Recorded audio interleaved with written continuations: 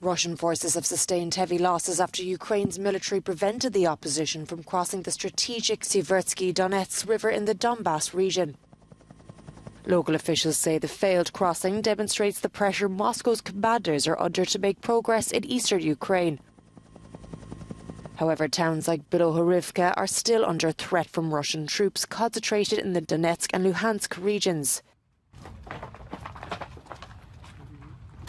60 people were killed after a local school was hit by Russian bombs.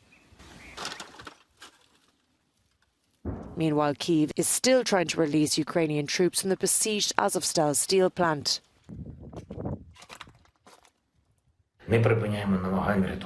Ukraine's president says we haven't stopped trying to evacuate all our people from Mariupol and Azovstal.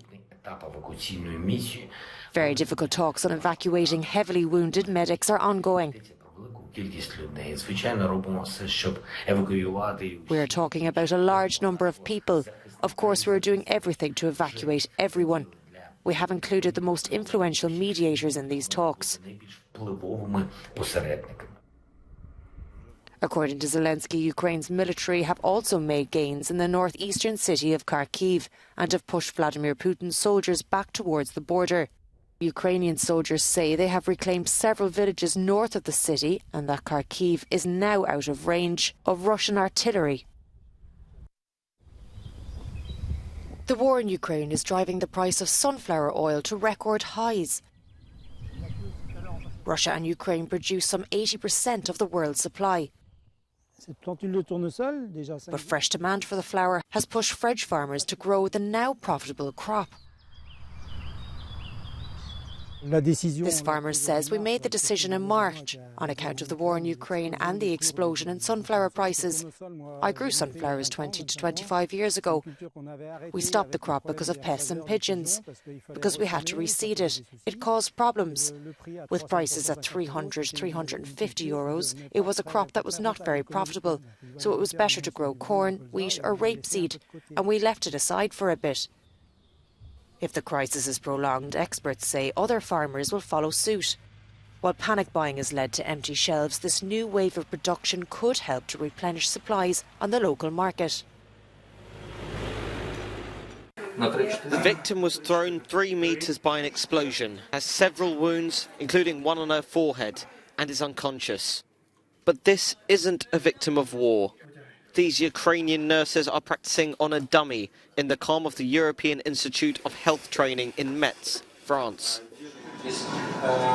9 Ukrainian healthcare workers, 5 anesthesiologists, 3 nurse resuscitators and a trauma surgeon are training for 7 days with French specialists. It's hoped that they can pass on their skills in turn to other Ukrainians. What we teach them is precisely all these pre-hospital and hospital procedures that will allow a victim to be stabilized so that they can wait for treatment to try and save them. They had to be emergency anaesthetists. At the same time, they had to have skills as trainers. In addition, some of them took part in the war in the Donbass. So they all have the profile we need to make them instructors. You see that image, try to put it in the center. As the war rages on, these skills will be dearly needed, with many being wounded on the battlefield, but also by attacks in civilian areas too. A Russian soldier has appeared in court on Friday, marking the first time a member of the Russian military faces war crime proceedings during the 11-week conflict. Vadim Shushumarin, a captured commander of a tank division, arrived at Kyiv's small district court wearing a grey tracksuit and handcuffs for a preliminary hearing. It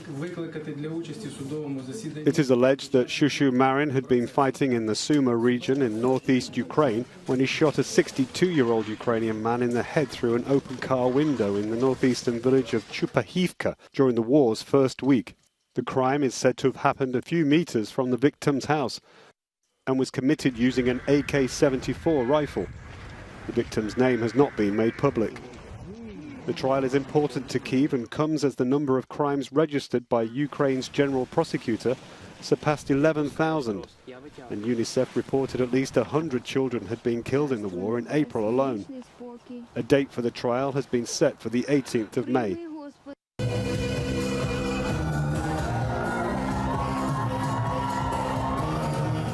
Feminist band and fierce Kremlin critics Pussy Riot kicked off their European tour in the German capital Berlin on Thursday night.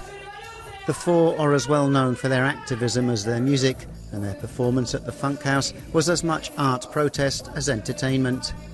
The Pussy Riot anti-war tour is inspired by the book Riot Days, written by band member Maria Alyukina, and is part music, part theatre and part video. Alyukina had been under house arrest in Russia because of an Instagram post. In September last year, she was sentenced to a year's restricted movement on charges of inciting demonstrations for Alexei Navalny, the chief opposition critic of Vladimir Putin. It was feared she wouldn't be able to perform on the tour, but earlier this week, Alyukina made a daring escape from Russia by disguising herself as an employee of a food delivery company, travelling through neighbouring Belarus and on to Lithuania. The 19-date tour also includes shows in the Netherlands, Spain and Portugal.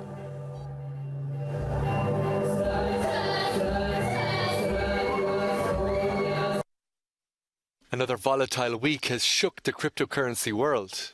With the stock market tumbling from its record highs of last year, digital assets have been taking a beating. The world's most valuable cryptocurrency, Bitcoin, has lost close to half of its January value. Most other cryptocurrencies are also in the red as investors sell en masse out of fears of a continued downturn in financial markets. In a reckoning moment for the industry, so-called stablecoins have also taken losses. Stablecoins are cryptocurrencies that peg their value to traditional paper money and have advertised themselves as a safe haven for cash in the new digital financial world. One of the largest stablecoins, Terra USD, alongside its sister coin Terra Lunas, have dramatically fallen apart. Terra USD uses a complex algorithm of burning and minting to keep its value at exactly $1.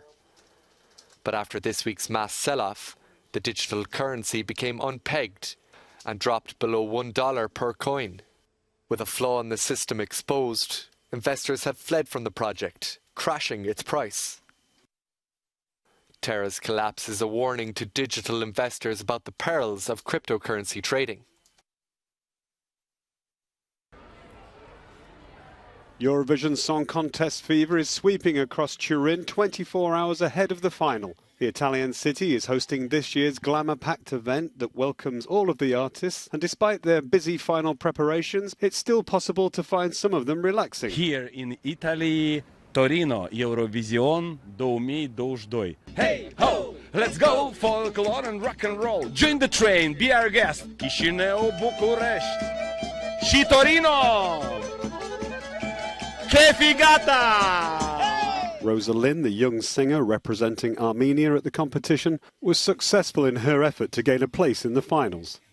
Hello, Euronews. My brother always watches you.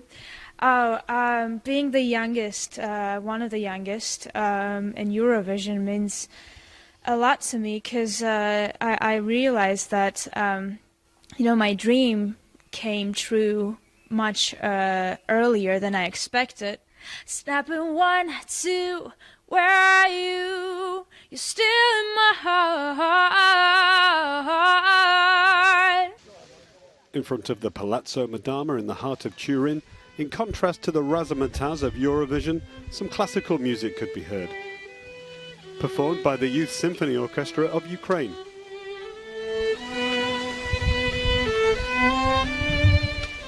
I mean, the competition is competition, of course. It's each time nobody knows what will happen, but I'm sure that now whole world support Ukraine. Competition for places in the final has been tough, but even those who were eliminated, like the Slovenian boy band LPS, have great memories of taking part. Performing on that stage was our dream for a really long time, and we managed to do it, so we're all really happy.